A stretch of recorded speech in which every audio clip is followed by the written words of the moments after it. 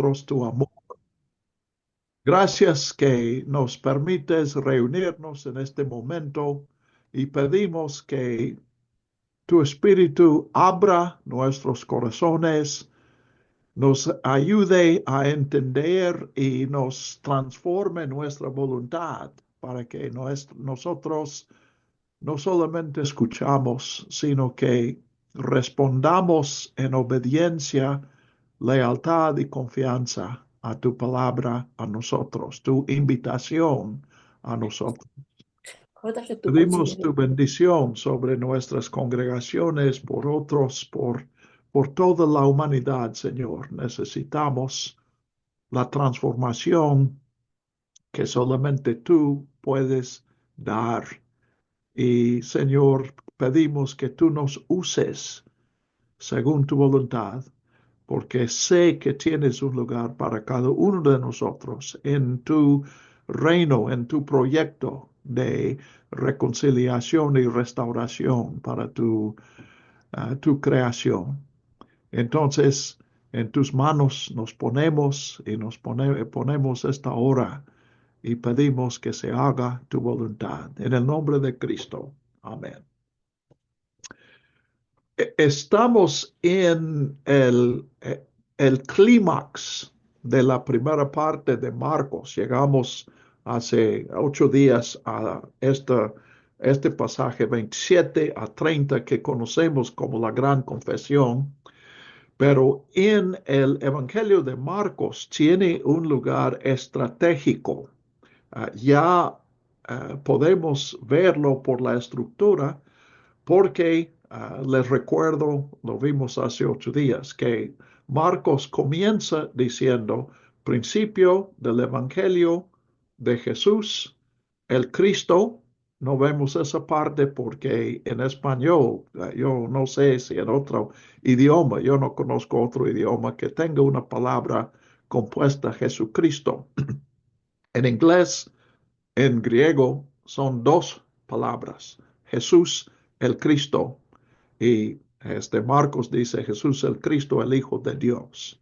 Entonces podemos ver que Marcos designa la primera parte de su evangelio, lo que para nosotros es 1:1 o 8:30, con una inclusión de la palabra Cristo, la identificación a Jesús como Cristo.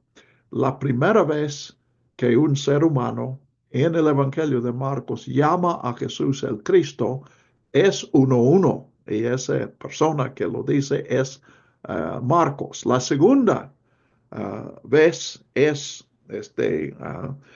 8:29 cuando los discípulos, por su portavoz, Pedro, dicen, tú eres el Cristo. Entonces, los títulos no tienen tanto que ver. El segundo título es el Hijo de Dios. Los demonios reconocen que Jesús es el Hijo de Dios, pero el primer ser humano que dice que Jesús es Hijo de Dios es el centurión ante la cruz en el capítulo 15. Entonces, las dos partes no son un desarrollo de esos términos, sino en la primera parte, uh, bueno, hay dos o tres maneras de describirlo. Uh, una, tal vez la más clara y la más importante es que hasta 8:30 Jesús está mostrando quién es Él. Y acuérdense que los discípulos se confunden. Cuando menos una vez después de un milagro, ellos preguntan, ¿quién es este? Y luego ellos mismos contestan la pregunta en 8:29. Entonces, en ese sentido, la segunda parte que comienza en 8:31 es ¿qué hace Jesús? Es el Cristo. ¿Quién es Jesús? Es el Cristo, es el Mesías, el prometido, el que Dios había prometido, el rey que Dios había prometido. Y la segunda pregunta es, ¿qué hace? ¿Qué vino para hacer? Y en la segunda parte vemos eso. Él vino para sacrificarse y morir y resucitar. Su resurrección es el principio de la resurrección de la humanidad, del Hijo del Hombre, de todos los hijos del hombre. Ah, en otro sentido, podemos, en base de 10:45, déjeme ver si tengo bien sí, en base de 10:45, ah, la primera parte presenta a Jesús como el Salvador que sirve. Y luego la segunda parte presenta a Jesús como el siervo que salva. 10:45 dice que Jesús no vino para ser servido, sino para servir, los primeros capítulos, y dar su vida en rescate por muchos, la segunda. Pero esta segunda parte propiamente, aquí estoy hablando de varias maneras de analizar, este, en otro sentido, tenemos dos partes. El siervo Salvador que sirve, es hasta 8:30, y la parte de presenta a Jesús como el siervo que salva por su muerte comienza en 11:1 cuando Jesús entra en Jerusalén. Y lo que tenemos del 8:31 hasta el fin del capítulo 10, es como el centro del mensaje. No es parte 1, parte 2, parte 3, sino parte 1, el mensaje central, y luego parte 2. Y eso está marcado principalmente, bueno, está marcado por dos ciegos. Jesús solamente dos veces este, um, uh, sana a un ciego, y es al principio de esta sección en 8:22 al 26, y luego la segunda vez en el capítulo 10 del 46 a 52. Y en ambos casos, el ciego a quien Jesús sana son los discípulos. Ya lo vimos aquí, o sea, en el Evangelio de Marcos. Marcos toma un evento real de la vida de Jesús. Sí hay una sanidad. Honestamente, yo cuestiono si hubo en realidad, históricamente, una vez que Jesús tuviera que tocar a una persona dos veces para sanarlo. Yo, ah, cuando menos, ah, acepto la posibilidad de que esta es una interpretación de Marcos, y prefiero esa posibilidad a la idea de cuestionar aquí y decir, bueno, ¿por qué Jesús tuvo que tocarle dos veces? ¿Por qué la primera vez la sanidad no fue completa? Yo creo que no hay una respuesta a esa pregunta, y si entiendo bien a Marcos, no debemos hacer esa pregunta. Pueden ver que sigo con este tema de que lo que tenemos en la Biblia no es simplemente un apunte, una minuta de estos eventos. Es una interpretación, y a veces es más interpretación que evento. Otro ejemplo, para que entiendan un poco más de eso, es Jairo en Mateo. Bueno, primero, yo creo que porque se fue escrito en ese caso, en ese orden, vimos en Marcos 5 que Jairo viene a Jesús con apuro, porque pide que Jesús llegue a su casa antes de que muera su hija y puede salvarla. Pero cuando leemos a Mateo, en Mateo, Jairo viene a Jesús y dice, mi hija acaba de morir, pero yo sé que tú puedes hacer algo. Esta es la única vez en los evangelios que alguien contempla la posibilidad de que Jesús resucita a un muerto. No hay ningún ejemplo en los evangelios de que esperan que Jesús y pidan que Jesús resucite a un muerto. Siempre es iniciativa de Jesús. En el caso de Lázaro, en el caso del hijo de la viuda de Naín, Lucas, y en el caso de Jairo, según Marcos. Entonces, Jairo salió para pedir a Jesús que ayudara antes de que su hija muriera o después. Según Marcos, antes. Según Mateo, después. Y yo concluyo que Marcos sí está respetando lo que observamos de Jesús en la tradición de la iglesia. Bueno, ya estoy saliendo de mi tema aquí, porque lo que quiero enfatizar es lo que vimos hace 8 días. En 8 del 1 al 21, lo que tenemos es el fracaso de los discípulos. Sí, Jesús alimenta a una multitud y sí, los fariseos piden una señal, pero en ambos casos, lo importante es los discípulos. En el primer caso, Jesús dice a los discípulos, uh, uh, uh, uh, bueno, aquí más exactamente en 8, 2 y 3, Jesús dice que no quiere despedirlos a los discípulos. Jesús toma la iniciativa, pero ellos en el versículo 4 dicen, no podemos hacer nada.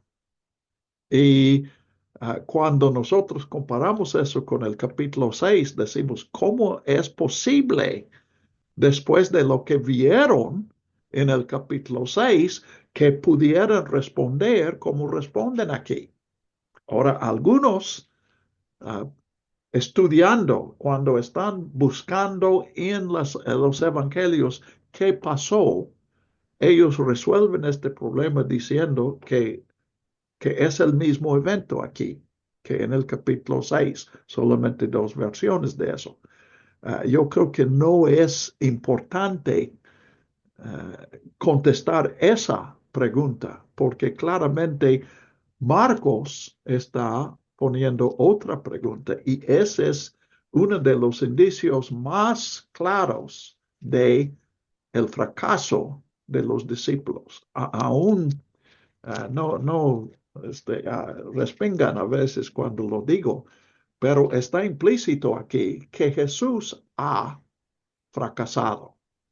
Si los discípulos no han aprendido nada, entonces uno de dos, o Jesús escogió mal a sus discípulos o Jesús fracasó en enseñarlos la lección que tenía que enseñarles. Estoy diciendo la lógica, no estoy diciendo que eso sea mi conclusión. Y entonces, 14 al 21 es como el examen final. Ellos piensan, es que se nos olvidó el pan y por eso Jesús está hablando de la levadura, porque tiene hambre. Y otra vez sigue el fracaso. Ellos tienen el barco, pan suficiente para 1,000 personas. porque hay un pan y hay un Jesús. Y Jesús alimentó a 5,000 con 5 panes y hubo sobras. Entonces Jesús les pregunta y sí pueden contestar sus preguntas. Sí vieron las dos alimentaciones y sabían lo que pasó. Pero Jesús, sí saben, pero 21, Jesús les pregunta, ¿todavía no comprenden? Entonces, precisamente entre el fracaso de los discípulos y, o sea, aquí salen con 0, pero en el versículo 29 salen con 10, porque saben que Jesús es el Cristo y son los únicos que lo saben. Noten que en el 28 nadie más está diciendo que Jesús es el Cristo, solamente los discípulos. Entonces, ¿qué pasó? El segundo toque de Jesús. Entonces, si no quieres usar la palabra fracaso, y en algunos contextos conviene no usarla, pero del 22 al 26 tenemos precisamente ese tema, el fracaso de Jesús. Pero Jesús no acepta el fracaso. Jesús hace un segundo intento y logra la sanidad. Y nos damos cuenta por el contexto que la sanidad que logra es de los 12, de sus discípulos. Entonces ellos ya aprendieron la primera lección y por lo tanto Jesús procede a la segunda lección, versículo 31. Luego comenzó a enseñarles, lección 2, que era necesario que el Hijo del Hombre padeciera mucho, que fuera desechado por los ancianos, los principales sacerdotes, los escribas, y que fuera muerto y resucitado después de 3 días. Les decía esto claramente.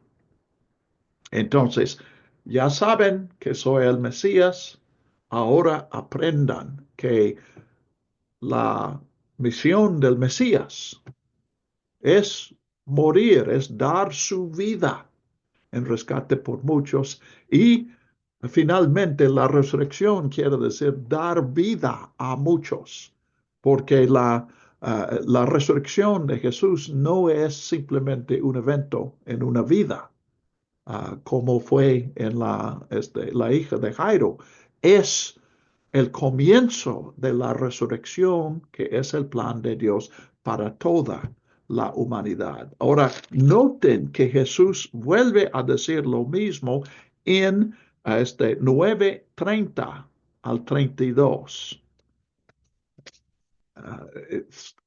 Añade más detalles, pero repite su muerte y su resurrección. Y luego en el capítulo 10, versículos 33 y 34. Otra vez más detalles. Aquí menciona a los gentiles, menciona las burlas, pero 3 veces Jesús lo dice. Entonces, ven, es la estructura de este centro de Marcos. Repito, en lugar de parte 1, parte 2, parte 3, tenemos parte 1, centro, parte 2. Y el centro explica cómo debemos interpretar la parte 1 y la parte 2, que por cierto vamos a ver que los discípulos fracasan en ambas partes. Ahora, el esquema continúa aquí porque ya vimos que Jesús lo dice 3 veces. Casi es 8:30 y tantos, 31 o 32, 9, 31 o 32, 10, 31, 32.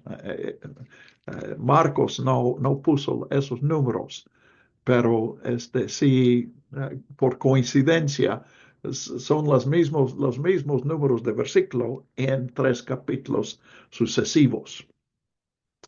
Y cada vez los discípulos no entienden. Entonces volvemos al fracaso y vemos que el segundo toque resultó para que aprendieran exactamente una lección. Y después volvieron de su 10 a su 0 y continuaron en lo mismo. Aquí, ustedes pueden leer en el capítulo 9 y el capítulo 10 y verán que Marcos sí dice de manera distinta, pero está claro que no entienden lo que Jesús está diciendo. En este caso es la reprensión de Pedro, por Pedro, que indica eso. 38-32. Entonces Pedro lo tomó aparte y comenzó a reprenderlo. Pero él se dio vuelta y mirando a sus discípulos, reprendió a Pedro diciéndole, quítate delante de mí, Satanás, porque no piensas en las cosas de Dios, sino en las de los hombres. Entonces vemos que aunque Jesús les dio el segundo toque, todavía falta un segundo toque. Y Jesús va a dar eso. Entonces, o sea, el esquema tiene 3 elementos en cada capítulo, 8, 9 y 10. Primero Jesús habla de su muerte y resurrección. Ya les indiqué esos versículos, pero sigues leyendo, ves que los discípulos no entendieron y aquí curiosamente, no es muy lógico aquí, sino que nos estimula el pensamiento, porque lo que sigue a la falta de entendido de parte de los discípulos es precisamente una enseñanza acerca del discipulado. Cuando no entienden lo que Jesús había dicho de su propia misión, Jesús no sigue hablando de su misión, sino habla en los 3 casos de la misión de los discípulos. Quiero enfatizar eso porque este es el centro del mensaje de Jesús. Si sigues a un Mesías que murió, tienes que morir. Entonces, vamos a ver, pues primero, la falta de entendimiento. Pedro lo tomó aparte, o sea, noten la cortesía de Pedro. Él, en lugar de enfrentar a Jesús frente al grupo, lo lleva aparte. Qué discreto, ¿verdad? Y comenzó a reprenderlo. Señor, es que no entiendes. El Mesías es el que gana la victoria, no es uno que muere. Uno no puede ser una víctima, una baja en la batalla y también el víctor. Estamos viendo que todavía no entiende. O sea, cada lección requiere el segundo toque de Jesús o de Cristo. No es que Cristo nos dé el segundo toque y ya entendemos todo, no. Tiene que dar una y otra vez el segundo toque. Entonces, 33, honestamente, en un tiempo yo tenía problemas con eso, porque lo primero que se me ocurrió es que Jesús está escuchando a Pedro, pero cuando ve a los otros discípulos y ve que ellos están viendo, entonces él rechaza a Pedro. Pero al reflexionar y a buscar en comentarios, yo llegué a la conclusión de que lo que está pasando aquí es precisamente lo que yo supuse en el versículo 29. Pedro no está hablando solamente de su propia opinión, él está hablando por el grupo. Entonces, él quiere hablar a Jesús en privado, pero Jesús quiere que todos escuchen. Entonces él miró a todos los discípulos como diciendo, esto también es para ustedes. Y dice, quítate de delante de mí, Satanás, porque no piensas en las cosas de Dios, sino en las de los hombres. Sí, Daniel. Gracias, hermano. Usted acaba de decir que esto que Jesús, este centro que Jesús está enseñando, lo que iba a suceder con él también iba a suceder con ellos. Sí, Y si tú sigues a un Señor que sirve, debes de servir también. Si tú sí, sigues a un Señor que sufre, pues es muy probable que también tú sufras. ¿Qué tanto habría entendido Pedro de esto para que influyó en él para que le dijera a Jesús, mejor no sufras para que yo tampoco sufra? ¿Tiene sentido, hermano? sí, mucho sentido. Pero finalmente, aquí otra vez, la cuestión no es histórica. Lo importante no es qué entendió Pedro, lo importante es qué entendió Daniel y Ricardo. Ahora, ya que me preguntas, estaba buscando un lugar para introducir eso. Precisamente con este tema y por lo que conocemos de la historia, hay una opinión general de que Marcos escribe en los años 60 y tantos, antes de la destrucción de Jerusalén. Y también después de la muerte de Pedro, la tradición de la iglesia. Hay unas tradiciones que dicen, uh, ninguna tradición dice que Pedro escribiera este evangelio, pero sí hay tradiciones de que Pedro aprobó lo que Marcos hizo cuando escribió este evangelio. Sin embargo, aunque no es lo fuerte de la tradición, yo creo que es más probable que Marcos escribe después de la muerte de Pedro. Estoy contestando tu pregunta porque Marcos escribe para una iglesia que acaba de perder su pastor, no exactamente nuestros términos, pero sí un líder principal, probablemente el más importante en Roma. Pero en esta persecución, por lo que sabemos de persecuciones, probablemente, bueno, es posible que otros murieron.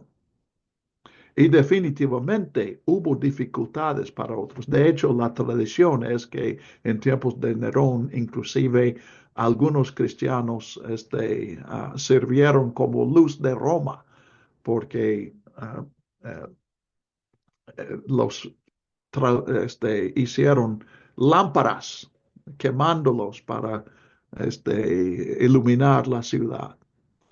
Entonces, yo creo que sabiendo lo que pasa en la persecución, hubo algunos que renunciaron a Cristo por y así salvaron sus propias vidas. Entonces, Marcos escribe para una iglesia y una cosa que ya hemos mencionado es una iglesia que ya no tiene su apóstol, porque Pedro también era testigo ocular de Jesús y había predicado. Yo creo que tenemos mucho de la predicación de Pedro en Marcos, pero Pedro ya murió. Entonces, algunos piensan, pues, ya que no está el testigo ocular, más vale que nosotros pongamos este mensaje por escrito, para preservar los recuerdos, las tradiciones acerca de Jesús y su vida y sus palabras. Pero existe este otro problema. ¿Y qué hacemos con los que negaron a Cristo para salvar sus vidas? ¿Ves para dónde voy? Ahí está el testimonio de Pedro. Ahora, Pedro murió en la persecución, Él no puede decirles, pero Marcos habla de ese fracaso y que el fracaso es parte de la preparación. El fracaso no es el fin del trato de Jesús contigo. Entonces, definitivamente, ¿qué entendió Pedro aquí? Marcos nos dice, nada. La segunda vez, en el capítulo 9, 9:32 dice, pero ellos no entendían esta palabra y tenían miedo de preguntarle. Ahí está la respuesta a tu pregunta. Eh, Él no entendió nada, nadie entendió nada de eso. En 10 veremos lo mismo, no lo dice tan directamente, pero en 9:32 sí es directo. No entendieron esta palabra, o sea, esta palabra es lo que Jesús ya había dos veces. Vamos a Jerusalén, allí voy a morir y resucitaré después de 3 días. Y decimos que ¿cómo puede uno no entender eso? No es un acertijo, no es algo misterioso. ¿Cómo podría ser más sencillo? Y no entendieron. Y estás viendo, Daniel, lo que leerían los cristianos de Roma. Sí, en los años 60, cuando Marcos escribe, ya no hay nadie que piense que ningún cristiano que piense que el Mesías no muere. Ellos entienden que es su misión. Pero que yo tenga que morir, bueno, ese es otro asunto. Es otro asunto. Este, um, y enfrentar eso es una crisis en cualquier vida. Entonces, precisamente, pues aquí es la lección, primero para ellos, pues probablemente parte de lo que Marcos está diciendo aquí es que esa persecución no es ninguna sorpresa, es simplemente el cumplimiento de Jesús, de lo que Jesús había dicho en cuanto a sus seguidores. Entonces, la muerte no es una crisis, la muerte es el cumplimiento de la palabra de Jesús. Porque Jesús, ahora digo crisis, obviamente sí es una crisis personal y es una crisis existencial. Si voy a negar a Jesús para salvar mi vida o perder mi vida para dar testimonio a Jesús. Pero en el sentido de una crisis en el plan de Dios no lo es, sino es el cumplimiento del plan de Dios, porque Jesús había dicho en 34. Y noten aquí, primero Jesús incluye a los discípulos en el 33 y luego a la multitud en 34. Llamó así a la gente juntamente con los discípulos. Entonces quiere que todos escuchen esto. No está hablando de líderes especiales escogidos por Dios. Este es todos los seguidores de Jesús. Si alguno quiere venir en pos de mí, niéguese a sí mismo. Eso nos suena como difícil, pero bueno, somos héroes. Podríamos hacer eso. Pero él dice, tome su cruz y sígame.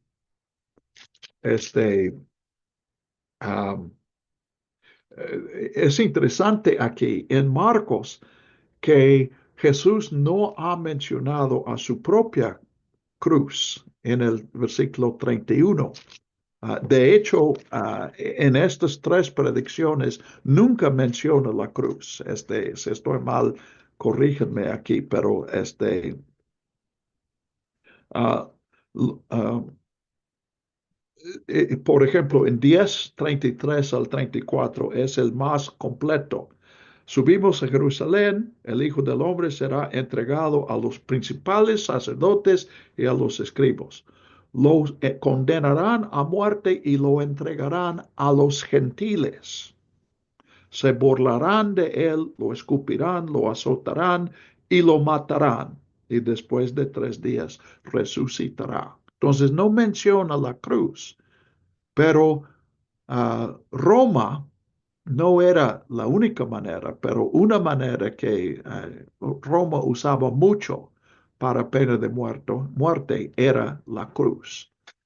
Entonces Jesús aquí está diciendo, tienes que tomar la cruz, pues está implícito aquí en 8:34 que la manera en que el Hijo del Hombre tiene que morir es también una cruz, en el versículo 31.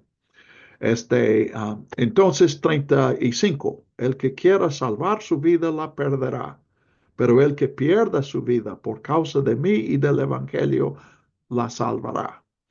Ah, entonces, la manera de vivir es sacrificar la vida.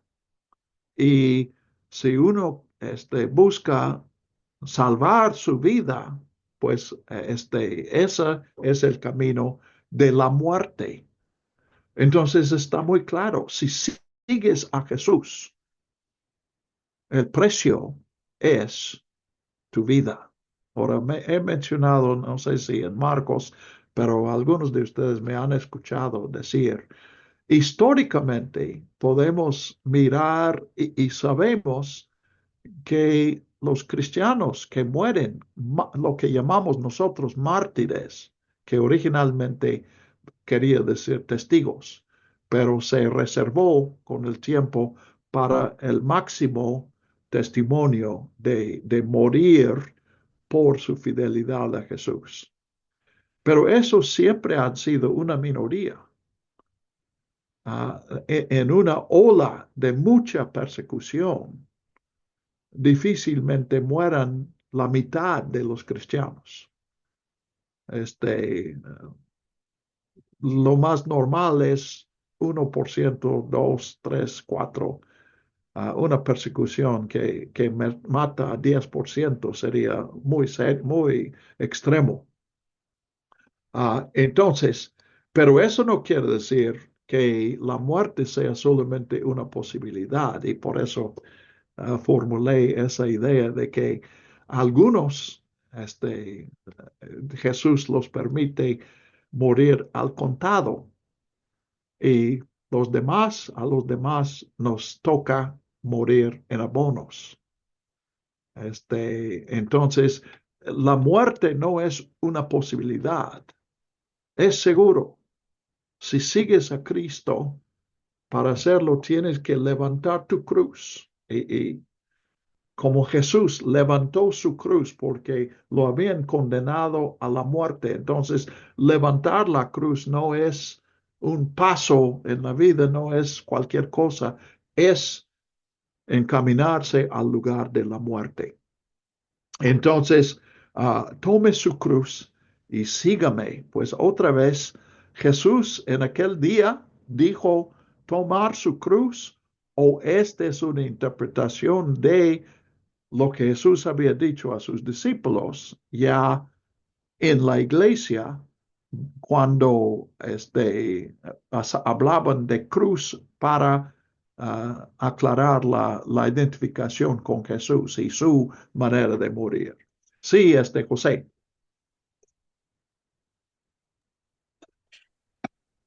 Ricardo, mira, en el versículo 35, no sé si estoy interpretando bien, pero Jesús está haciendo una predicción porque Él está hablando el que pierda su vida por causa de mí y del Evangelio. El Evangelio, según nos han enseñado, el Evangelio se concreta con su resurrección y Él aquí todavía no resucita, está hablando del Evangelio. No entendí la pregunta. Sí, o sea, sabemos o hemos aprendido, nos han enseñado que el Evangelio es que Cristo se encarnó, Cristo murió y Cristo resucitó, Sí. pero Él está aquí hablando del Evangelio, Él todavía no resucita. Es una especie de predicción. Bueno, él está aplicando este mensaje a la persona que responde. Lo que nos está pidiendo, Yo creo que hemos distorsionado el evangelio y decimos, la salvación es un regalo de Dios. No tienes que hacer nada, Dios te lo da. Y eso sí es una distorsión. Aquí Él está diciendo, si quieres seguirme, te va a costar la vida. Como si quieres viajar, por decir, a México, bueno, tienes que comprar el boleto y ese viaje tiene un precio y tienes que pagar el precio, no puedes llegar gratis. Entonces el precio de seguir a Jesús es la vida. Dios está pidiendo todo. Y sí, en un sentido, cuando venimos a Jesús, morimos en ese momento. ¿Por qué no sabemos eso? Porque no nos evangelizaron bien, cambiaron el mensaje. Es como el vendedor, este, ah, como, bueno, como una broma. Uno que recomienda a su amigo, debes tratar a esta chica, ella sería muy buena esposa. Y el amigo dice, ¿es bonita? Él dice, ella es muy trabajadora.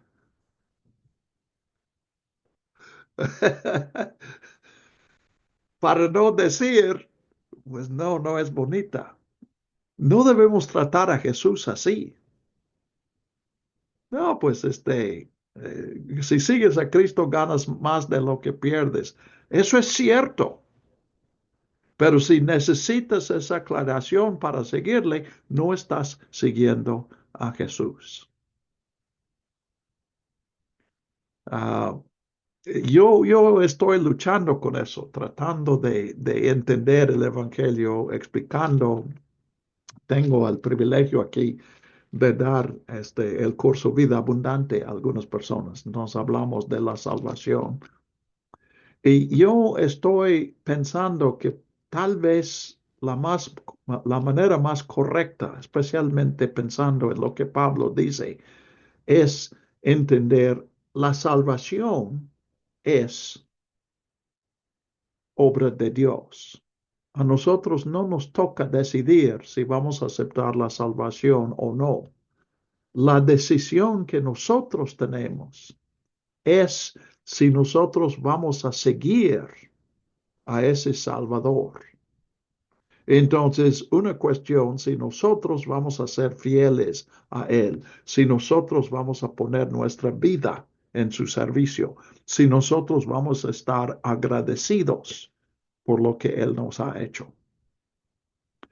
Pero cuando presentamos una decisión, Dios ha puesto todo y si tú dices sí, vas al cielo y si dices no, vas al infierno, ya no estamos predicando el Evangelio.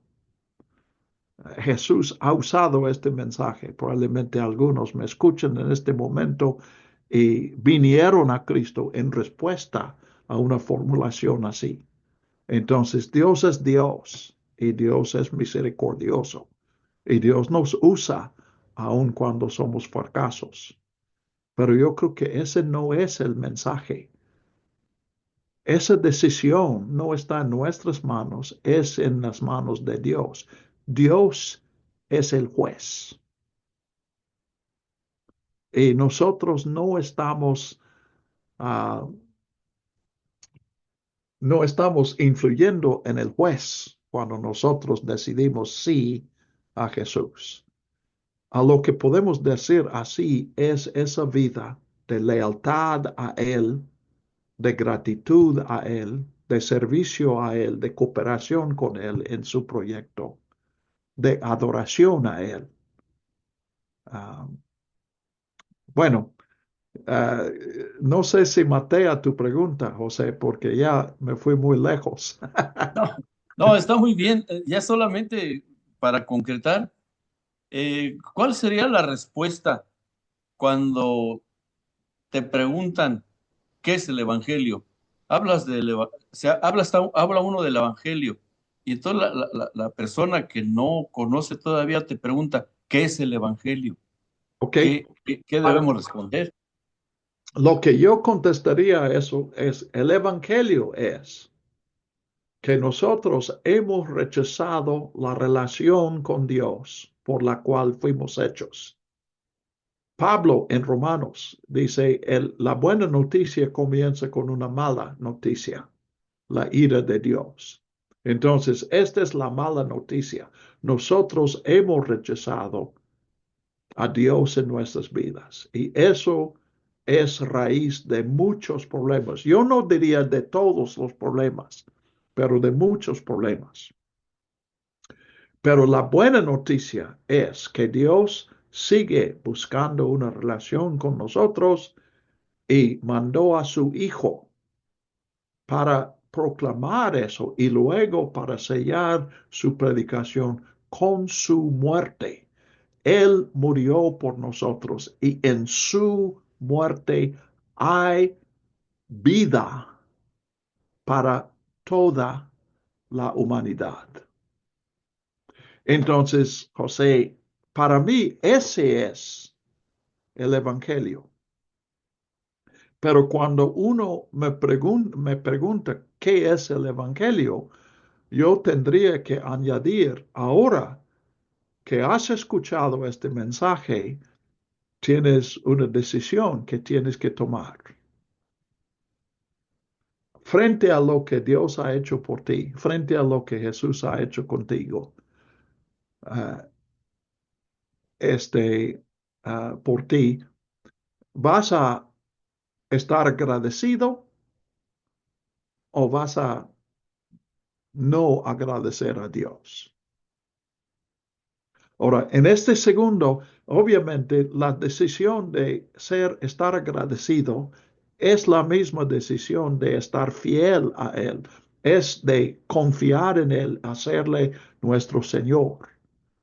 Entonces, tenemos que explicar todo eso, pero yo creo que para la pregunta debemos comenzar con algo. Y muchos comenzarían diciendo, tú tienes que decidir si vas a creer o no vas a creer. Yo creo que agradecer es una mejor, un punto de partida, un mejor punto de partida para entender cuál es la decisión que nosotros tenemos. O, pues en otros términos, ya dije, la raíz del problema es que hemos rechazado una relación con Dios.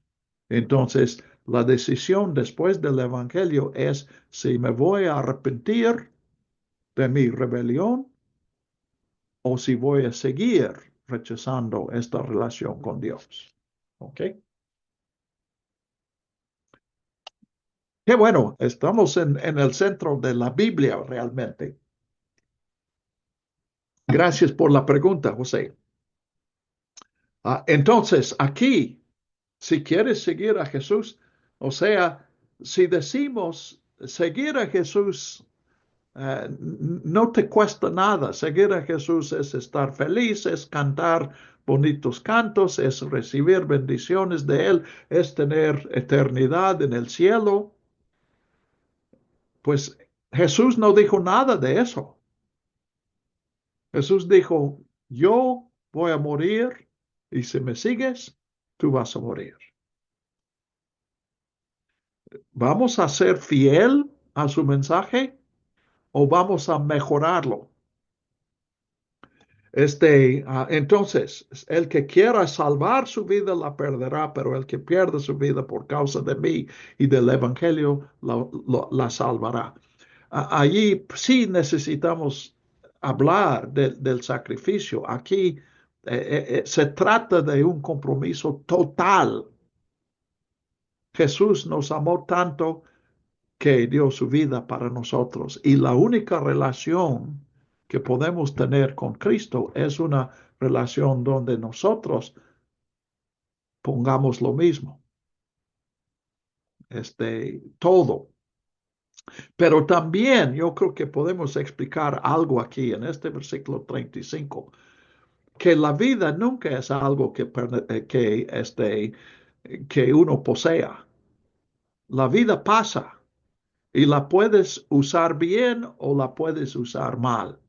Y si usas la vida, si quieres invertir la vida en tu propio bienestar, vas a perder todo. Si buscas fama, si buscas dinero, si buscas comodidad, si buscas buenos amigos, etcétera, etcétera, todo eso es finalmente perder la vida. Pero si invertimos a la vida, primero Dios nos creó para relaciones. Entonces, si invertimos la vida en relaciones, primero con Dios y luego con otros, vamos a ver que es una buena inversión. Allí no perdemos la vida, sino que descubrimos fruto de la vida. Yo estoy viviendo una época, una etapa en mi vida donde estoy honestamente disfrutando de eso. Y la satisfacción, yo sí he fracasado. Dios me ha dado el segundo toque, tal vez una docena de veces, probablemente más. Pero puedo ver que la inversión, cuando yo sacrifiqué mi tiempo y mi atención para otros, especialmente alumnos, que está dando fruto y me da satisfacción. Ah, yo no me arrepiento de esa inversión de mi vida. Bueno, todo eso en el 35. Hay mucho aquí y ustedes pueden seguir reflexionando y descubriendo eso. Pues, ¿de qué le sirve al hombre ganar el mundo entero y perder su vida? Acabo de hablar de eso. Tienes que gastar la vida. Cuando hablamos de abonos, la vida viene en abonos. Y lo que haces con hoy, no puedes cambiar mañana. Si la usas mal, pues ya se perdió.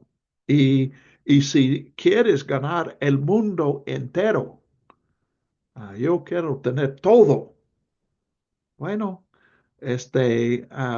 estás pasando por alto lo más importante porque las relaciones son sacrificio.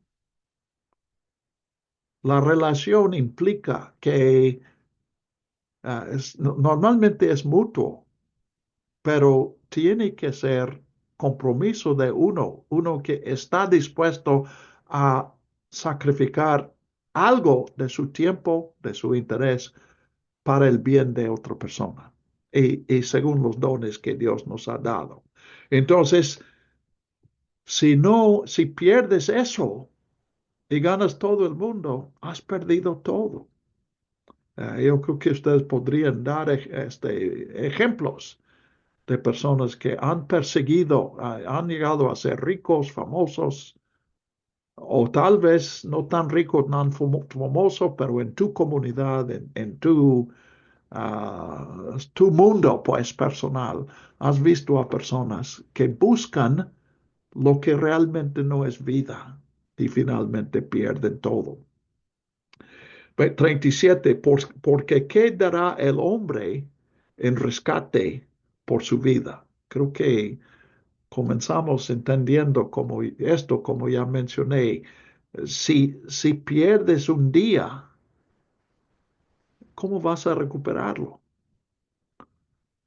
Si mañana haces lo que debías hacer hoy, bueno, a lo mejor, en algunos casos ya no puedes. Las oportunidades que vienen pasan y no puedes recuperarlas. Pero también, si puedes hacer mañana lo que no hiciste hoy, ¿qué pasa con lo que debías hacer hoy? Pues y entonces, aquí 38, él ya deja eso de la vida y habla de la relación para aclarar lo que está diciendo. Pues el que se avergüence de mí y de mis palabras en esta generación adúltera y pecadora. Ven la referencia directa a la situación de la persecución. Los que callaron su fe en Jesús o aún no negaron su fe, Jesús está hablando a esas personas. El Hijo del Hombre se avergonzará también de él cuando venga en la gloria de su Padre con los santos ángeles. Entonces, aquí él invierte lo que estaba diciendo antes. Si Jesús vino para sacrificar su vida cada día y en el momento de su muerte, Jesús vivió ese sacrificio. Entonces, si le seguimos, tenemos que hacer lo mismo. Pero también la relación es mutua. Nosotros entendemos una relación donde una persona ama a otra y la segunda usa a la primera. Esa relación puede funcionar en cierto sentido, pero instintivamente nos damos cuenta que es una relación falsa. Entonces tiene que ser mutua. Entonces, si queremos que Jesús sea fiel a nosotros, tenemos que ser fieles a Él.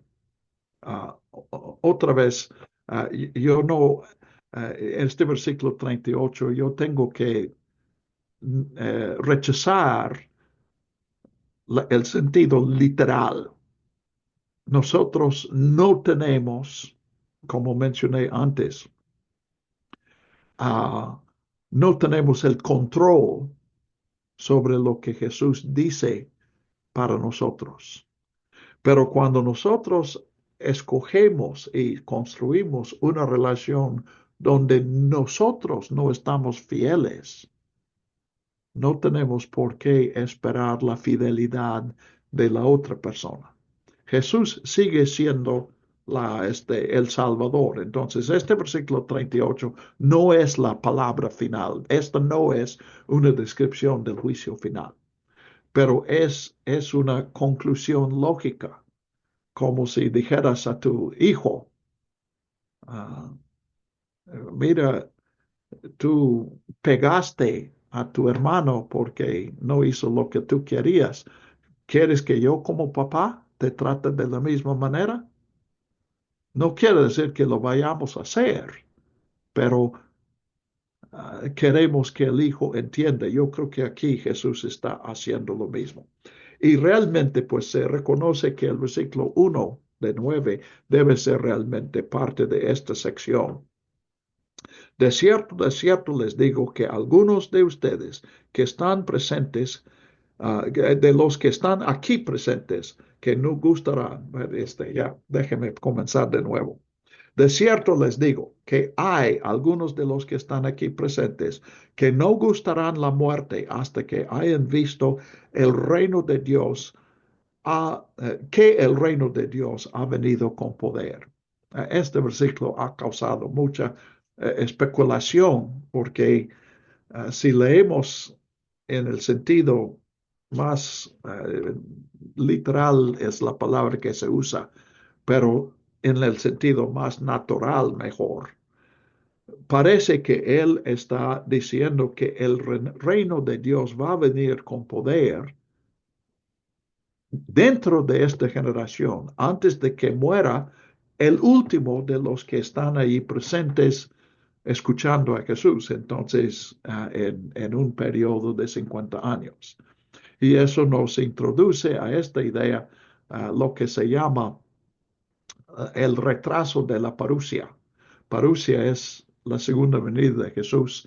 Retraso, pues es que los primeros creyentes no se imaginaban que Jesús y que la historia iba a continuar 2000 años.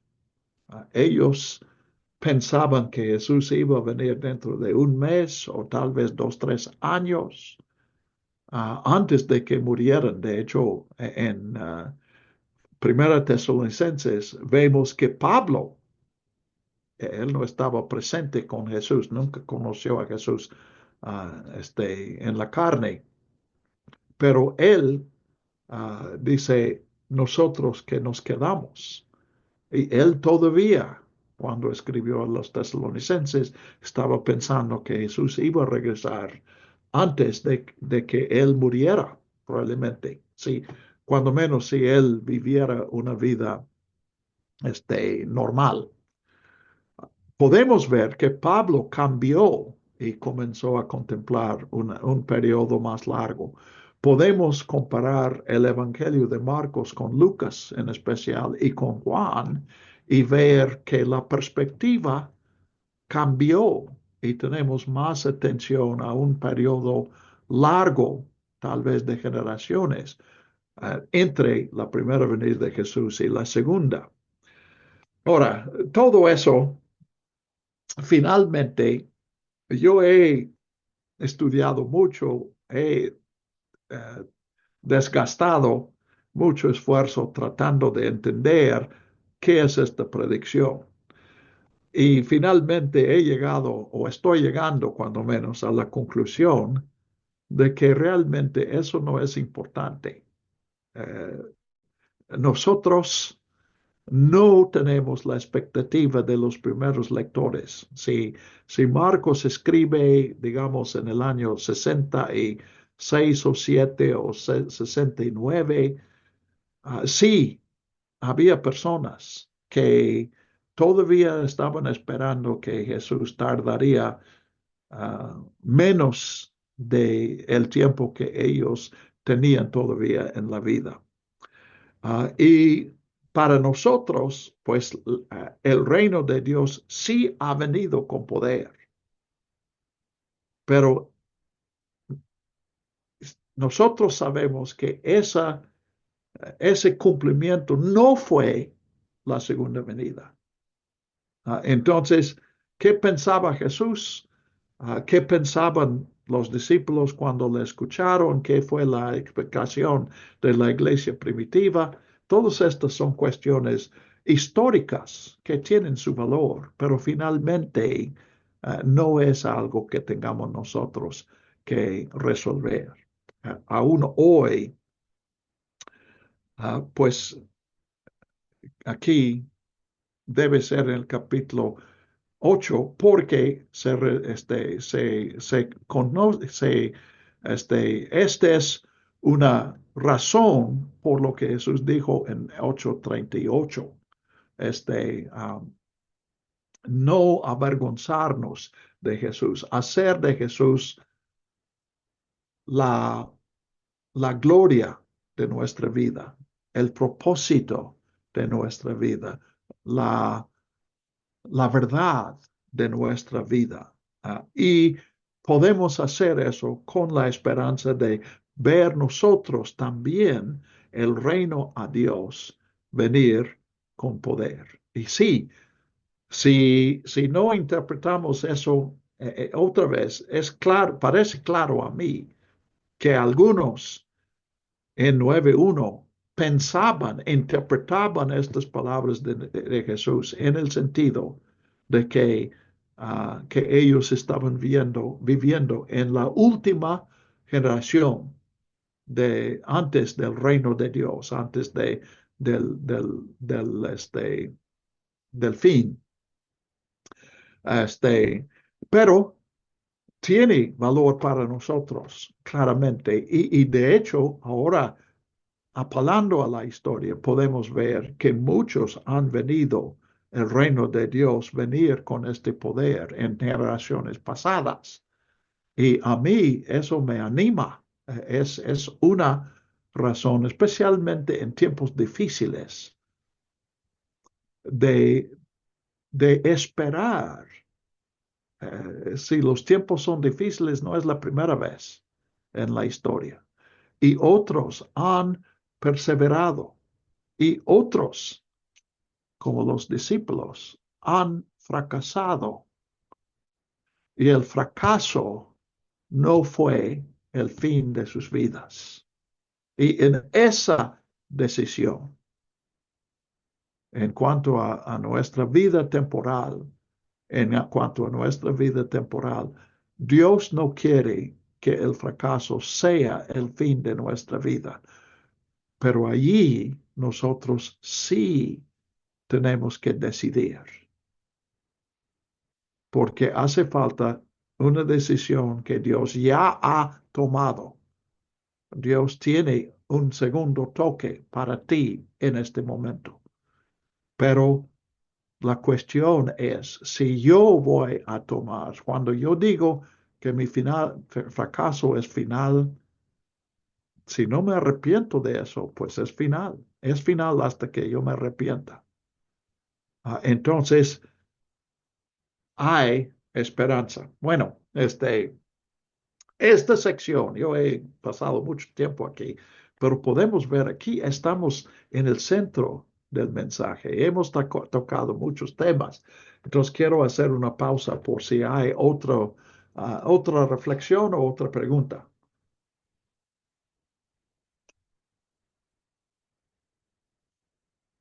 ¿No?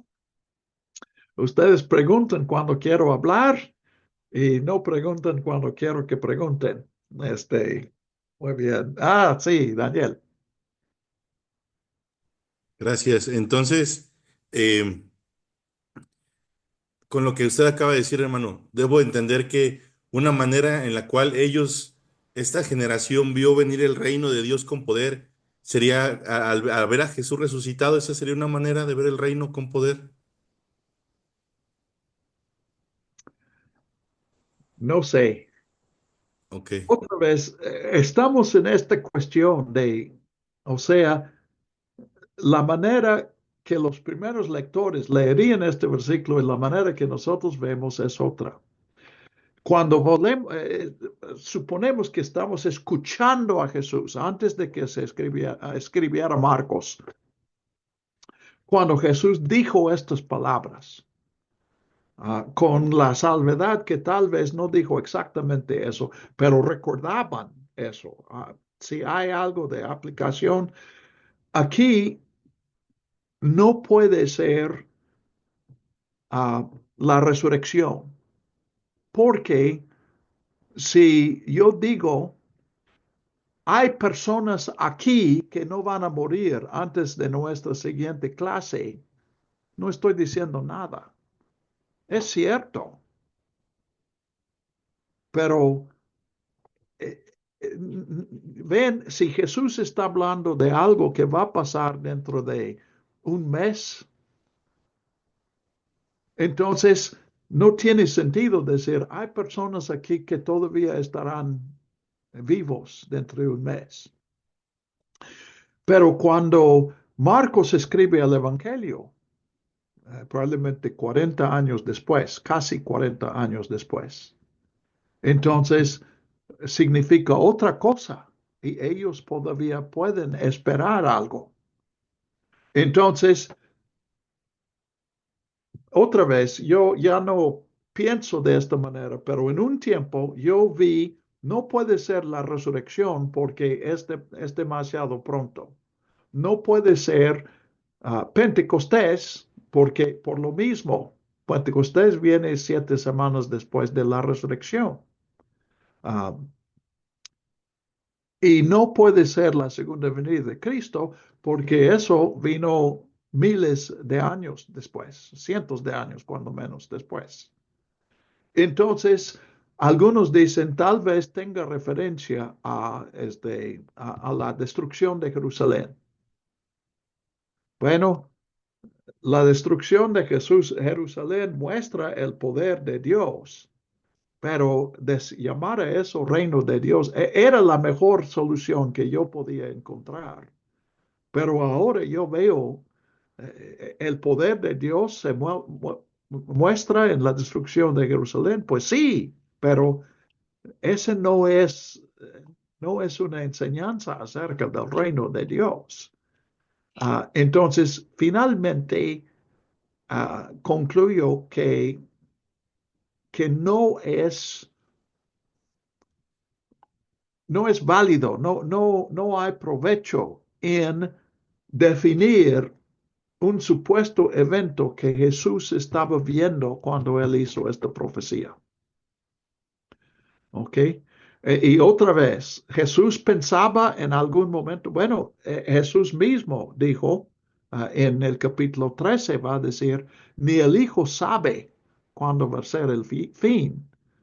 Entonces, difícilmente él estaba pensando en el evento que él menciona en el 13, si él dice dentro de esta generación, porque otra vez podemos usar una maña para decir, bueno, es que él sabía que antes de su muerte, pero él no sabía el día exacto. Bueno, no, ya estamos combinando estos dos de una manera incorrecta.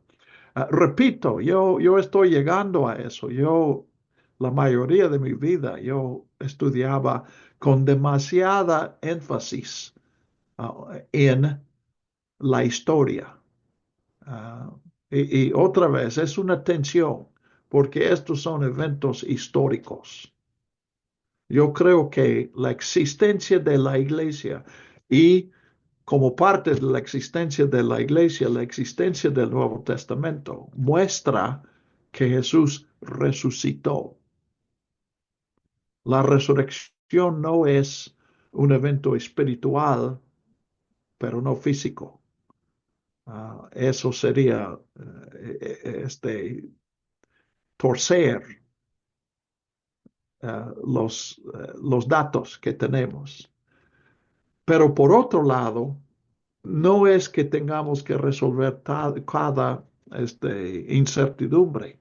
Si hemos llegado a escuchar lo que 9.1 significa para nosotros hoy, eso es suficiente. Y podemos dejar algunas preguntas sin contestar. ¿Ok?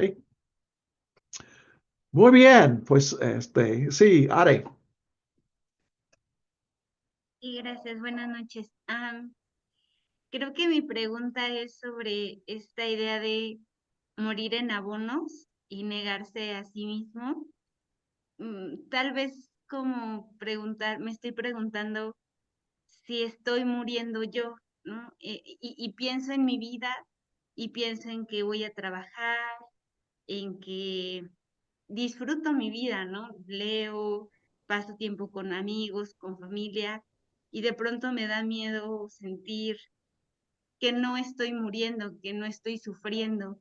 Y ahorita que lo pensaba, digo, no sé si sentir que no estoy muriendo es una prueba de que no estoy muriendo, o no sé cómo decirlo.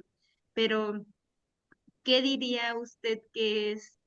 Bueno, no sé si se pueda tener una prueba o una sensación o un convencimiento de que uno está pues negándose y muriendo porque, ajá, no, porque al final no sé si disfruto de mi vida, si voy a la iglesia, intento servir, pero tal vez hasta el mismo servicio me da alegría, ¿no? Y me da felicidad el tiempo con mis hermanos y demás. Entonces, como que, ajá, me siento preocupada de que no sé si estoy negándome y muriendo en abonos, ¿no? Como lo menciona.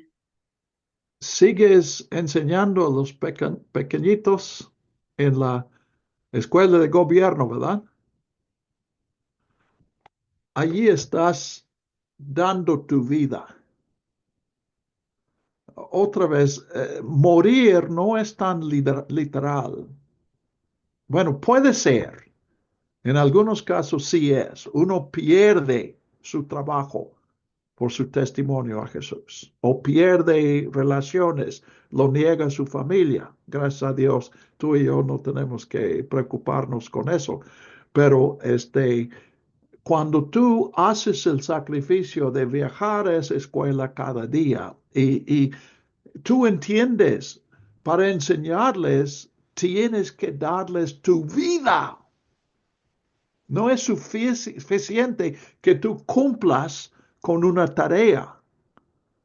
La única manera que tú puedes servir a esos hijos, niños, es dando tu vida. Pues allí estás.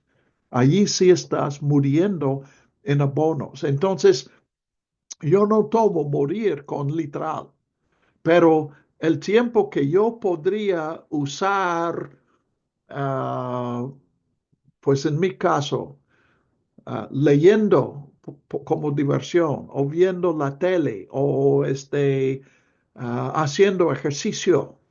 Tengo que reservar ese tiempo para preparar una clase y presentarla. Pues ese es dar mi vida. Jesús, el Hijo del Hombre, vino para servir y para dar su vida en rescate por muchos. Entonces, se trata de dar la vida. La muerte, literal, eso depende de Dios. Pero aún eso puede venir en abonos. Uno se arriesga, tal vez siendo misionero a un pueblo, a un lugar insalubre, y se enferma, tal vez vive otros 50 años, pero está en cama todo el tiempo. Entonces, eso sí es muerte. Tú no piensas que estás muriendo en la clase porque allí estás experimentando la resurrección en la vida de estos pequeños, en su preparación para la vida. Tú estás disfrutando del don de Dios. Y entonces, uh, sí, otra vez, el chiste no es que suframos. El chiste es que invertamos bien la vida. Y como especialmente un soldado, está muy claro. El soldado puede servir muchos años y jubilarse y morir en su cama, pero tiene que entrar en el ejército con el compromiso que en el momento que se pida, que dé su vida. Entonces podemos tener ese mismo compromiso, pero si hay una manera de conservar mi vida y seguir sirviendo sin deshonra, pues ese es mi deber. ¿Ok? Muy bien. Gracias, gracias. Excelentes preguntas. Estoy muy contento. Ahora, noten aquí también, tenemos un evento aquí que todos conocemos, pero veamos este evento en el contexto de Marcos 9:2. 6 días después, Jesús tomó consigo a Pedro, a Jacobo y a Juan.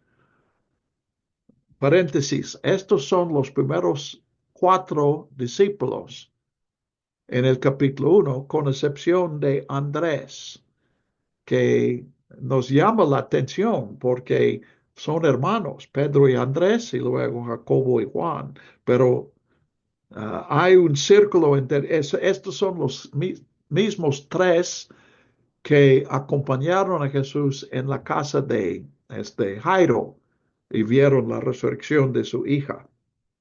Y van a ser los 3 que están con Jesús más adentro en Getsemaní.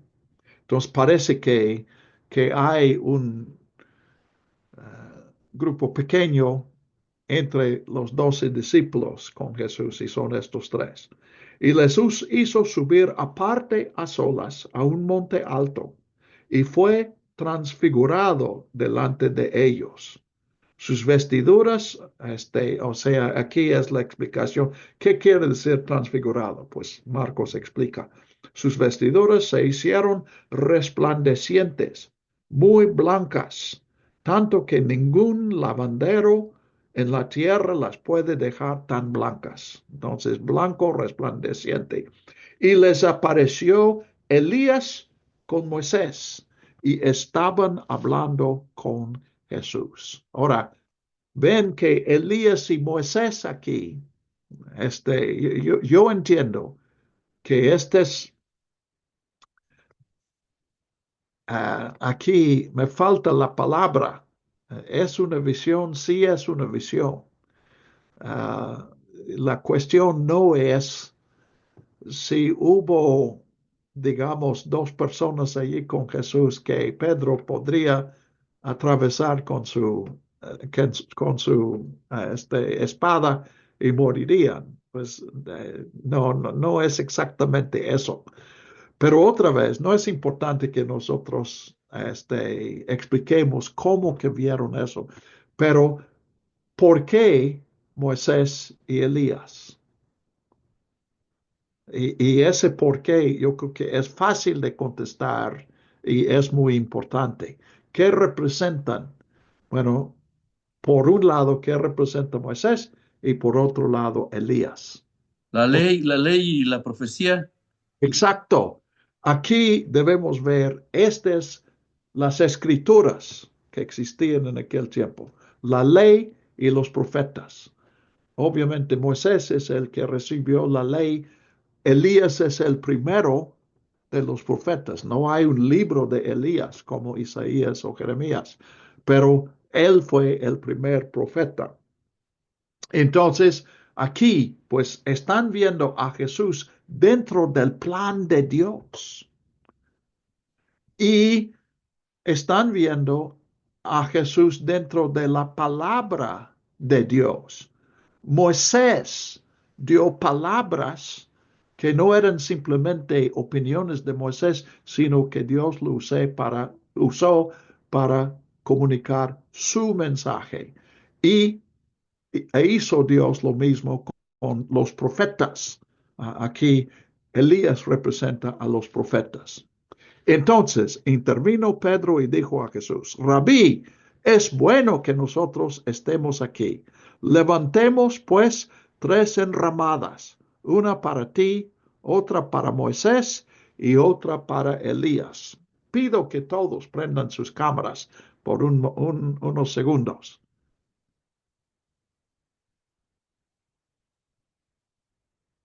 Gracias. Hola Alejandra. Y ahora pongan su pulgar. ¿Y cómo califican a Jesús, a Pedro aquí? Es bueno que nosotros estemos aquí. Sí, ¿verdad? Sí es bueno. Pero, 3 enramadas, atinó. Dios le llevó allí para levantar 3 enramadas. Sigue el fracaso. Pues él no sabía qué decir porque tuvieron miedo. Pues por si dudas, ustedes pusieron en el versículo 5, 2. Entonces, Marcos dice, mira, para que entiendan, este es un fracaso. No sabían qué decir porque tuvieron miedo. Tuvieron miedo. ¿Cuándo antes habían tenido miedo? ¿Se acuerdan cuando los discípulos tuvieron miedo? ¿Cuándo fue? En la barca. En la barca. Y vimos en la barca que Marcos no menciona su miedo durante la tormenta. Es cuando Jesús pone fin a la tormenta que tienen miedo. Aquí, entonces, este es el mismo miedo. No están entendiendo. Sí, es bueno que estén allí, pero Dios los llevó a ese monte para que bajaran y dieran sus vidas, no para quedarse allí. 7. Vino una nube haciéndole sombra y desde la nube una voz que dijo, este es mi Hijo amado. Palabras que encontramos también en el bautismo. Mi Hijo, Salmo 2, amado Isaías 42, el Hijo y el siervo que va a sufrir y morir. Pero noten, a Él oigan. Entonces, la voz de Dios, obviamente, es la voz de Dios. Dice, no escuches a Moisés, no escuches a Elías, escuchen a Jesús. Entonces, ven cómo eso se relaciona con lo que viene antes. Jesús dijo que él iba a morir, los discípulos, todos querían reprenderlo. Y luego Jesús dice, ustedes también tienen que morir. Y Dios dice, escúchenle. Esta es palabra de Dios. Igual cuando Moisés escribió, cuando Elías hablaba, era palabra de Dios. Ahora escuchen a Jesús porque la palabra de Dios viene por él. 8. Y de inmediato mirando alrededor ya no vieron a nadie más con ellos, sino solo a Jesús. Entonces, ya no ven a Moisés, ya no ven a Elías. Y sí, yo creo que Dios está diciendo, basta con Jesús. Simplemente escúchale y obedécele. En tu vida como en mi vida, probablemente puedes dar ejemplos de cuando eso fue muy difícil. Cuando querías incluir otras consideraciones, otros factores, en lugar de simplemente seguir lo que él dijo. Uh, yo me acuerdo cuando era maestro en Lomas Verdes, recibí una carta de despedida. Me dieron las gracias y yo dije, bueno, acepté. Esta es la voluntad de Dios. No quería, pero ni modo. El consejo ya habló, ya no soy maestro allí. Y Dios me dijo el siguiente domingo en un culto, Dios me dijo, en septiembre estarás enseñando en Lomas Verdes. Qué tremendo, ¿verdad? Y qué, pues para mí eso fue evangelio, una buena noticia. Pero comenzaron una serie de problemas. Yo era misionero, tenía mi nombramiento de misionero, pero me nombraron misionero para enseñar en Lomas Verdes. Entonces, ¿qué hago? Yo estaba aquí en Fort Worth cuando sucedió eso. Entonces, yo pensé, bueno, tengo que consultar a mi jefe para ver qué hago ahora. Pero ya no puedo, después de que Dios me habló, yo no podía proponer otro trabajo a mi jefe. Entonces, ¿qué le voy a decir? Pues es que Dios me dio una revelación. Entonces, debo regresar porque Dios dijo que Él va a pensar que estoy loco. Ese fue uno. Otro fue, yo ya tenía una lista de posibilidades. Y yo me di cuenta, si sigo añadiendo algo a esta lista, inclusive yo dije, sería falta de respeto a la palabra de Dios volver a leer la lista que ya escribí. Y cuando finalmente Dios resolvió y yo pude regresar a México, en el carro, yo pensé, en la madrugada estaba viajando y dije, caray, eso es locura. Estoy regresando a México a un trabajo del cual me despidieron. Y yo comencé a negociar con Dios y dije, Señor, ya entendí lo que me decías. Es que muchos se enteraron de la decisión, y yo dije, obviamente otros van a aprovechar y me van a invitar a otra escuela. Y yo voy a seguir enseñando en otro seminario. Y Dios me contestó. Él dijo, ¿qué te dije?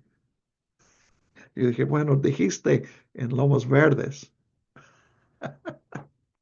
Y sí, cuando comenzaron las clases, yo estaba dando clases desde el primer día. No perdí ni una clase en esa despedida. Pero había un precio. Había un precio. Escuchar a Dios no es, lo vemos como pues qué tremendo. Hasta tenemos envidia de nuestros hermanos pentecosteses porque escuchan a Dios. Pero cuando lo vivimos, vemos que no es tan sencillo. Este es mi hijo amado, a él oigan. Y obviamente este oír no es toma lo que él diga como una opción. No es combinar este con otros factores para decidir. Oír a Jesús es responder sí y actuar en base de ese sí. Entonces, solo Jesús, versículo 8. Mientras descendían ellos del monte, Jesús les ordenó que no contaran a nadie lo que habían visto, sino cuando el Hijo del Hombre resucitara de entre los muertos. Ahora noten aquí, nosotros sabemos que Hijo del Hombre es Jesús. Esos 3 discípulos sabían que Jesús usaba esa frase para referirse a sí mismo. Ah, es interesante, tenemos otros títulos de Jesús en los Evangelios y en el Nuevo Testamento, pero este es un título que nadie atribuye a Jesús. Por ejemplo, Pablo habla del Señor, habla del Hijo, habla del Hijo de Dios. Pero Pablo nunca se refiere a Jesús como Hijo del Hombre. El único que lo hace en todo el Nuevo Testamento después de los Evangelios es Esteban, cuando Esteban está muriendo y ve al Hijo del Hombre al lado de Jesús. Entonces realmente él está citando a Jesús. Pero si buscas en el Antiguo Testamento, especialmente el Salmo 8, verás que Hijo del Hombre es simplemente una manera de decir ser humano. Para nosotros, humano, entendemos que es un humano y un ser humano es un humano. Un ser mexicano es un mexicano. Entonces, hijo de se usaba de esa forma. Entonces, esta frase aquí puede entenderse como la resurrección del hombre. O sea, la única resurrección que los judíos esperaban en aquel día, la resurrección de todos en el día final, cuando Dios iba a juzgar a todos. Entonces, es natural que ellos entenderían. Ahora sí, Jesús les había dicho, yo voy a resucitar al tercer día, pero ellos no, ya nos ha dicho que ellos no entendieron eso. Entonces, aquí ellos dicen, pues Jesús ha de tener referencia a esos eventos finales. Versículo 10, y ellos guardaron la palabra entre sí. Jesús dijo, no lo digan, entonces ellos no hablaron con nadie más, pero entre los 3, ellos sí hablaban de lo que vieron, de lo que Jesús había dicho, y discutían qué significaría aquello de resucitar de entre los muertos, y veían un problema. Le preguntaron diciendo, ¿por qué dicen los escribas que es necesario que Elías venga primero? O sea, entienden que Jesús está hablando del fin del tiempo y ellos están pensando en Malaquías 4, 5. He aquí, yo envío al profeta Elías antes de que venga el día del Señor, grande y temible. Y dicen, ¿cómo puede Jesús hablar de que se acerca el fin, el reino de Dios, pero no ha venido Elías? Entonces Jesús les contesta, a la verdad, Elías viene primero y restaura todas las cosas. En otro pasaje, Malaquías habla de restauración. Y como está escrito acerca del Hijo del Hombre, que padezca mucho y sea menospreciado.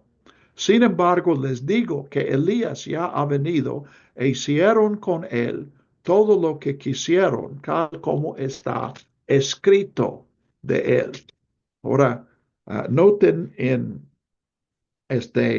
uh, Marcos 6:14. Unos decían Juan el Bautista ha resucitado de los muertos. 15. Otros decían es Elías o uno de los profetas. Y en 8:28, Jesús pregunta, ¿quiénes dicen la gente que soy yo? Unos Juan el Bautista, otros Elías, otro uno de los profetas. Entonces, aquí Jesús está diciendo, pues en efecto, Elías ya ha venido. Nuestra idea que Juan cumplió ese papel, Juan el Bautista cumplió ese papel del precursor que en Malaquías 4 se identifica como Elías. Noten, Jesús dice, y mira lo que le hicieron. Entonces, él está reforzando lo que ya anticipamos en el capítulo 6 con el taco de Marcos. El taco es, la tortilla es la misión de los discípulos, pero el guisado es la muerte de Juan el Bautista y dijimos, todos tenían que morir. Pues Jesús ya ha dicho que él también tiene que morir. Espero, no sé qué tanto necesito explicar de eso, yo puedo explicarlo más, pero a mí me parece genial cómo Marcos está siguiendo este hilo del costo de seguir a Jesús. Juan tuvo que pagar ese precio y Jesús pagó ese precio y nosotros tendremos que pagar ese precio. Entonces, todo está listo para el fin, pero el fin resulta ser no una gran victoria del Mesías, sino la crucifixión del Mesías, aunque el Mesías, la muerte no es, la crucifixión no es el fin de su historia. ¿Ok? Muy bien. Entonces, la transfiguración en Marcos, de manera especial, se relaciona con este doble enseñanza. Jesús, para cumplir su misión, tiene que morir y nosotros, para cumplir nuestra misión, tenemos que morir. Entonces, la transfiguración es experiencia seguramente memorable, una experiencia transformadora en la vida de estos tres discípulos, viene relacionado con el precio que hay que pagar. 14. Cuando llegaron, entonces, en cierto sentido, los tres siguen siendo más fracaso que otra cosa. Ya ustedes les dieron un pulgar para arriba en el versículo 5, pero vimos que enseguida viene abajo y cuando seguimos leyendo en el capítulo 9 vemos este versículo 32 que no entendieron nada. Entonces, ¿qué llevaron de la transfiguración? Aparentemente nada. Continúa el fracaso. Ellos pueden entender que Elías tiene que venir, pero no pueden entender que Elías, entre comillas, también tuvo que morir y ha venido. Para ellos, Juan el Bautista no puede ser eso porque Juan murió. Y obviamente el precursor del Mesías no va a morir, según ellos. Y los otros 9, pues la misma historia. 14. Cuando llegaron a los discípulos, vieron una gran multitud alrededor de ellos y a unos escribas que disputaban con ellos. Enseguida, cuando toda la gente vio a Jesús, se sorprendió y corriendo hacia él lo saludaron. Y les preguntó, ¿qué disputan con ellos? ¿Por qué están disputando con mis discípulos? Le respondió uno de la multitud, Maestro, traje a ti mi hijo, porque tiene un espíritu mudo, y donde quiera que se apodera de él, lo derriba, echa espumarajos y crujes los dientes, y se va desgastando. Le dije a tus discípulos que lo echaran fuera, pero no pudieron. Eh, han, han ido a alguna oficina y pides hablar con el licenciado y el secretario dice, yo le puedo ayudar. Pues aquí es la misma historia. Este hombre trae a su hijo, pregunta por Jesús y ellos dicen, Jesús está ocupado allí en el monte, pero aquí estamos nosotros le podemos servir. Y ellos con mucha confianza, en el capítulo 6, eso es precisamente lo que hicieron. Pero ahora fracasan. Parte de lo que estamos viendo es que hay fracaso después del segundo toque. Dios nos da la capacidad para lo que quiere que hagamos. Dios nos da el entendimiento que necesitamos en un momento, pero seguimos siendo fracasados. Seguimos necesitando la intervención de Jesús, de Dios, del Espíritu Santo, para que entendamos, para que cumplamos la misión. Entonces, Jesús en 19 dice algo un poco ambiguo. Oh generación incrédula, ¿hasta cuándo estaré con ustedes? ¿Hasta cuándo lo soportaré? Tráiganmelo. Jesús está hablando aquí de la multitud que está disputando con los discípulos o está hablando de los discípulos. Estas palabras describen muy bien a los discípulos. Se lo trajeron y cuando el espíritu lo vio, de inmediato sacudió al muchacho, quien cayó en tierra y se revolcaba echando espumarajos. Jesús le preguntó a su padre, ¿cuánto tiempo hace que le sucede esto? Él dijo, desde niño. Muchas veces lo echa en el fuego o en el agua para matarlo, pero si puedes hacer algo, ten misericordia de nosotros y ayúdanos. Marcos pinta, pues da detalles aquí para que nosotros entendamos la tragedia de este padre, que se entiende aquí que ese padre o su familia han rescatado este niño de la muerte muchas veces. Imagínense que lo sacas del fuego y él se vuelve a caer en el fuego. Lo sacas del agua y vuelve al agua. Entonces él está angustiado y lo escuchamos en el versículo 22.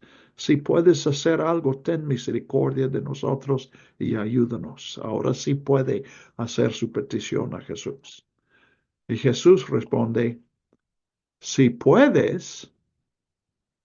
Ahora los escribas pensaban que faltaba algo aquí, pero en realidad Marcos escribe algo que es muy vívido, muy dramático. Si puedes, ¿cómo es que me dices si puedes? Al que cree, todo le es posible.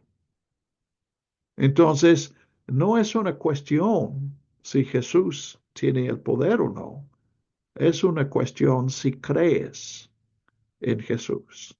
Acuérdense lo que dijo a Jairo, no temas, solo cree. Inmediatamente el padre del muchacho clamó diciendo, creo, ayuda mi incredulidad. La nueva versión internacional intentó aclarar eso y la echó a perder. Pero aquí es el contraste. ¿Quién es el que cree? El que sabe que no cree. Otra vez seguimos en la cuestión del segundo toque. Cuando crees que Jesús te ha tocado y ahora puedes, todavía te falta el fracaso. Entonces este hombre eh, abre su corazón y dice con es uno de mis héroes por su honestidad. Él dice, sí creo, traje mi hijo porque creo que tú puedes ayudarme, pero necesito fe. Ayuda mi incredulidad. No, no dice ayuda mi poca fe. Esa es la corrección que Mateo hizo y la nueva versión internacional hizo. Pero él dice, lo que necesito es fe y creo que tú puedes hacer lo que necesito, pero si necesito fe, creo que me puedes dar la fe. La fe nunca es algo que tenemos, siempre es algo que nos hace falta, algo que Dios provee. Entonces, pues aquí, este es un héroe. Una cosa interesante en Marcos es que cuando leemos a Marcos desde el principio, los héroes son los discípulos. Jesús viene y él comienza su ministerio y sabemos quién es Jesús. Y él llama a estos cuatro y dejan todo para seguir a Jesús. Entonces, ellos son los modelos, pero nuestros modelos en Marcos constantemente están fracasando. En otros evangelios, algo de eso también está en otros evangelios, pero Marcos lo marca más que nadie más. Y resulta que los verdaderos héroes de la fe son personas como este padre que aparecen en una sola perícopa y ellos muestran lo que a los 12 y probablemente a nosotros nos falta. Entonces, es una maravilla la composición de Marcos, es inspirada su obra. Cuando Jesús vio que la multitud se agolpaba, reprendió al espíritu. Yo creo que aquí 25 es otra vez el secreto mesiánico. Jesús, lo que menos quiere Jesús es fama. No, no quiere que, pues aquí ni siquiera tiene tiempo para sacarlo a privado, pues el niño ya está haciendo un espectáculo, entonces él no tiene la oportunidad de llevarlo aparte, entonces apaga la situación. Ah, Reprendió al espíritu inmundo diciéndole, espíritu mudo y sordo, yo te mando, sal de él y nunca más entres en él. Entonces, clamando y desgarrándolo con violencia, el espíritu salió del muchacho y el muchacho quedó como muerto. Y de modo que muchos decían, está muerto. El niño desvanece. Pero Jesús lo tomó de la mano y lo enderezó. Aquí yo creo que es simbólico de la resurrección.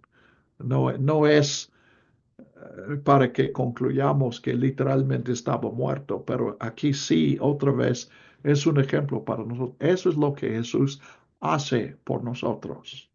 A veces vivimos en un mundo donde parece que la única vida que tenemos es la vida de un demonio y estamos poseídos. Y muchos pues resisten el arrepentimiento porque temen que van a perder su identidad si confiesan sus pecados, si dejan la vida que tienen. Pero Jesús se acerca y nos levanta. No solamente derrota al demonio, no solamente derrota la muerte, Él nos da la vida que solamente Él tiene. Lo tomó de la mano, lo enderezó y Él se levantó.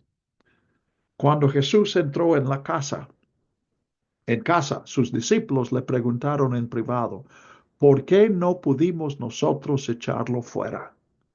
Él les dijo, este género con nada puede salir, sino con oración. Y algún escriba o tal vez un monje, cuando estaba copiando Marcos, pues él practicaba una disciplina de oración con ayuno. Entonces le pareció muy natural añadir oración y ayuno. Le parecía más claro, le parecía más correcto. Pero ven que él echó a perder. Lo que Jesús está diciendo es, tú no puedes sacar ningún demonio. Lo único que tú puedes hacer es orar, porque solamente Dios puede hacerlo. Entonces, salir con oración no quiere decir que nuestra oración expulsa el demonio. Quiere decir, lo único que podemos hacer es lo que este padre hizo en el versículo 24. Creo, ayuda mi incredulidad. Entonces, los discípulos, ojalá que estén aprendiendo por el fracaso, pero finalmente no sabemos si aprendieron o no. El único corazón que podemos ver es cada uno su propio corazón. Yo estoy aprendiendo por mis fracasos. Estoy entendiendo que estos en mi vida no son fracasos de Dios, son mis fracasos. Y puedo esperar el segundo toque de Dios. Muy bien, uh, habiendo salido de allí, caminaba por Galilea. Él no quería que nadie lo supiera. Seguimos en el secreto mesiánico porque iba enseñando a sus discípulos. Ya creo que yo comenté ya eso. Vemos esta salida desde el capítulo 6. Jesús está queriendo estar a solas con sus discípulos. Y aquí yo entiendo, creo que lo mencioné antes, Marcos no lo ha mencionado, pero aquí yo entiendo que él está dando la razón. Jesús ya ha dado su mensaje a las multitudes. Ahora él va para Jerusalén. Y pues aún en el capítulo 6 no está yendo a Jerusalén, sino que cruza el mar.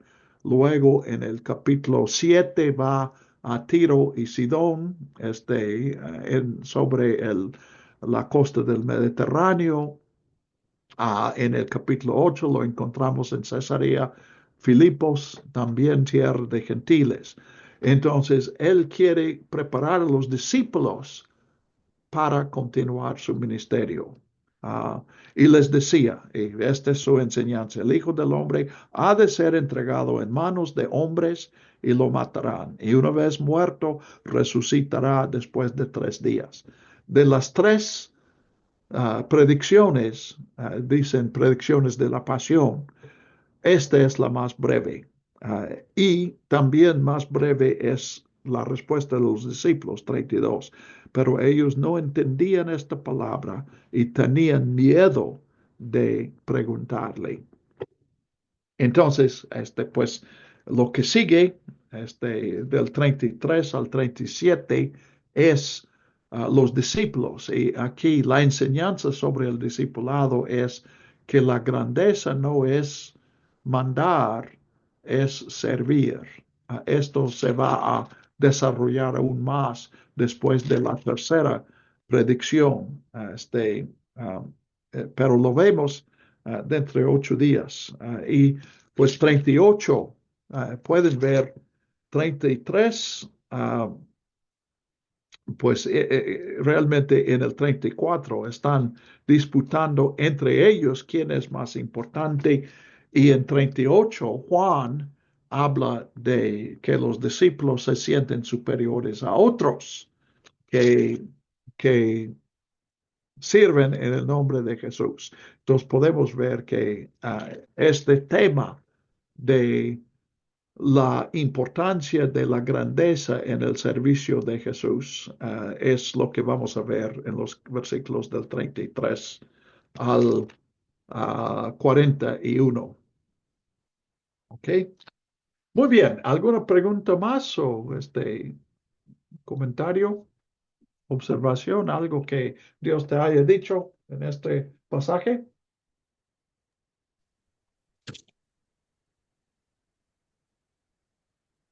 Pues si no, ¿quién habló? Sí, adelante. No. Pero, Yuri, puedes hablar.